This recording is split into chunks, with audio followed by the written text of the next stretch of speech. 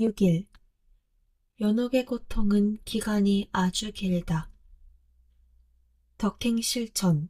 소재를 짓지 않도록 노력할 것. 기도지향. 연옥 영혼이 하루빨리 고통에서 벗어날 수 있도록 기도합시다. 시작 기도. 성모송. 성령 송가. 성부와 성자와 성령의 이름으로. 아멘. 오소서 성령님, 당신의 빛, 그 빛살을 하늘에서 내리소서. 가난한 이 아버지 은총의 주님, 오시어 마음에 빛을 주소서. 가장 좋은 위로자, 영혼의 기쁜 손님, 생기 돋워주소서. 일할 때의 휴식을, 무더울 때 바람을, 슬플 때의 위로를, 지복의 빛이시여 우리 맘 깊은 곳을 가득히 채우소서. 주님 도움 없으면 우리 삶 그 모든 것 이로운 것 없으리. 허물은 씻어주고 마른 땅 물 주시고 병든 것 고치소서. 굳은 맘 풀어주고 찬마음 태우시고 바른 길 이끄소서. 성령님을 믿으며 의지하는 이에게 치른을 베푸소서. 공덕을 쌓게 하고 구원의 문에 넘어 영복을 얻게 하소서. 연옥 영혼이 받는 고통은 아주 고통스러울 뿐만 아니라 참아야 하는 기간도 아주 길다. 그 중에는 세상에 있을 때 지은 죄가 가벼운 사람과 무거운 사람, 많은 사람과 적은 사람, 보속을 많이 한 사람과 보속하기를 원하지 않던 사람, 또 열심히 통회한 사람과 그렇지 못한 사람들이 있다.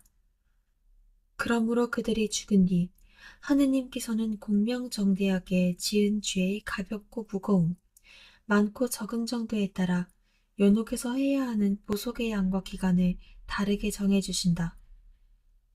예를 들어 어떤 사람이 일평생 나쁜 짓만 일삼다가 죽을 때나마 겨우 통회했다고 할지라도 그는 하느님께 죄의 사함을 받아 다행히 영혼을 구할 수가 있다.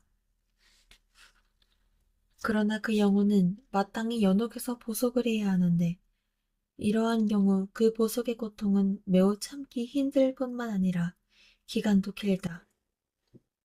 그러므로 성인들은 연옥 영혼이 고통을 받는 기간이 8년, 10년, 20년, 30년, 혹은 100년, 1000년 이상이 되며 심지어는 세상 종말 때까지도 계속될 수 있다고 말한다.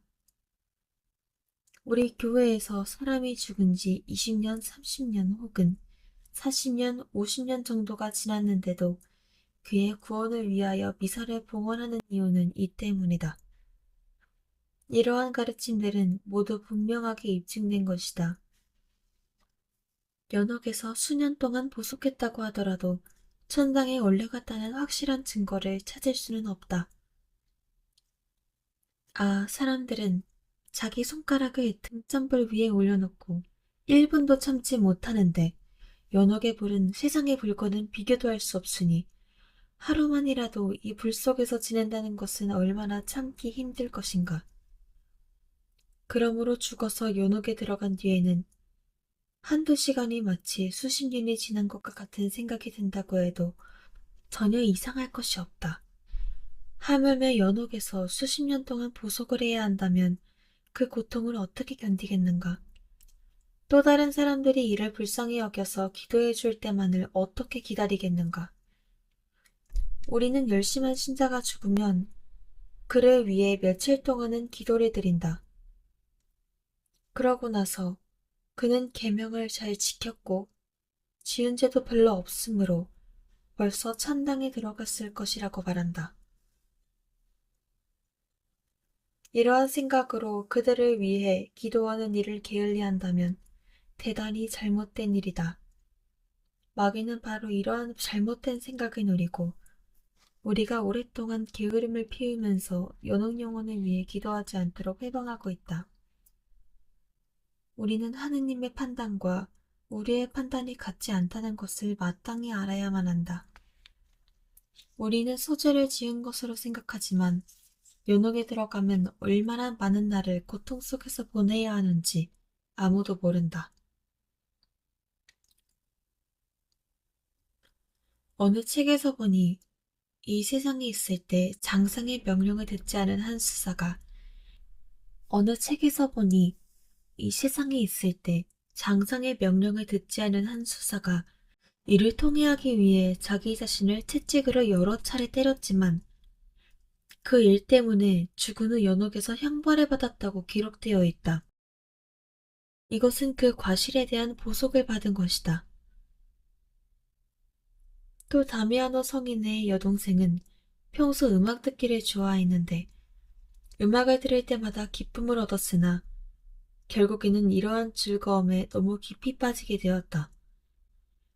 그리고 죽은 후에는 연옥에서 이처럼 즐거움에 빠진 허물 때문에 18일 동안 보석하였다고 한다.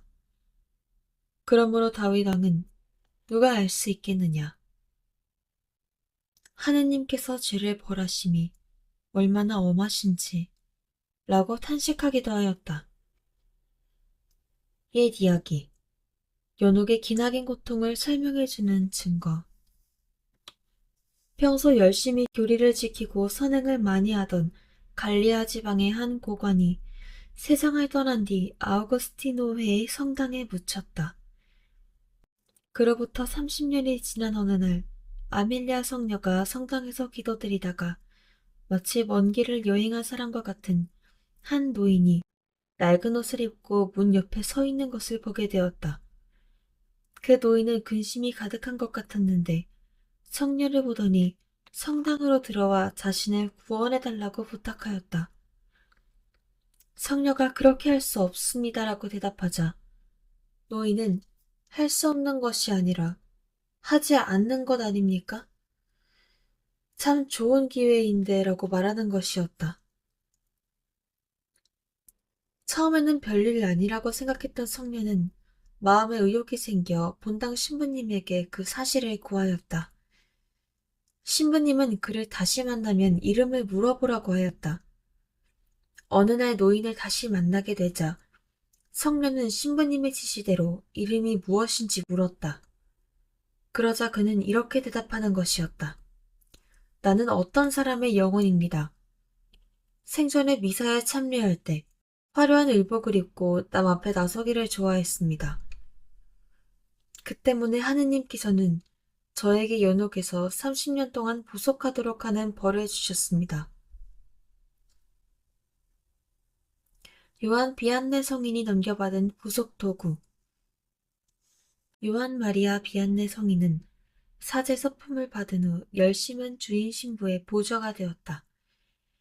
임종을 맡게 된 그 본당 주임 신부는 요한 비안네 신부를 가까이 부르더니 자신이 사용하던 채찍과 허리띠, 그리고 보석을 위해 사용하던 도구 일체를 넘겨주면서 이렇게 부탁하였다. 사랑하는 요한 신부님, 이 물건들을 모두 가져가십시오. 내가 죽은 후에 만일 이 물건들을 찾는 사람이 있으면 그들은 한결같이 내가 나의 죄를 보석하였다고 생각하면서 그 보석이 끝났다고 여길 것입니다. 그러나 세상 종말까지 내가 연옥에 있다고 생각해 주십시오. 그런 다음 주임 신부는 요한 비안네 신부에게 마지막으로 강복을 주면서 사랑하는 신부님, 끊임없이 노력하고 늘 예수 그리스도를 사랑하고 공경하십시오. 또 미사 중에 나를 기억해 주십시오. 우리 천당에서 다시 만납시다. 라고 한 뒤 눈을 감았다. 마침 기도, 위령성월, 세상을 떠난 부모를 위한 기도 또는 세상을 떠난 형제, 친척, 친구, 은인을 위한 기도, 주님의 기도, 성모송, 영광송.